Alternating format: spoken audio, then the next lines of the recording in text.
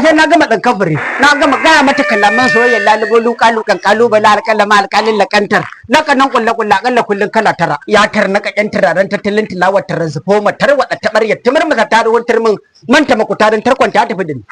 sannan na gaya mata sakon ambassador mukutar gashash zuwa ga mutum biyu masu girma da daraja na jihar Kano kamar yadda ya faɗa a cikin wasikar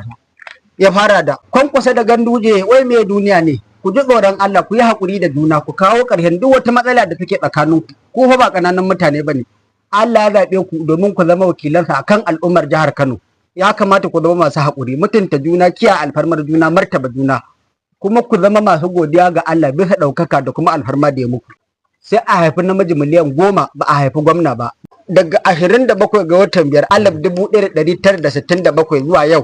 gwamna 18 aka yi a Kano kuma Allah ya zaɓe ku kuna cikin su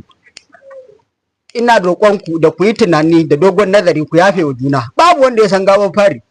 kuma shekaru ba ƙarya bane Allah kuma shi ne zamani komai zai gushe kamar ba a yi ba kuma komai na Allah iyaka gare shi ya kamata kowanne musulmi ya yi ƙoƙari ya haɗu da Allah lafiya Allah yana cewa yana tare da masu haƙuri ambassador Dr. Mukutar Gashash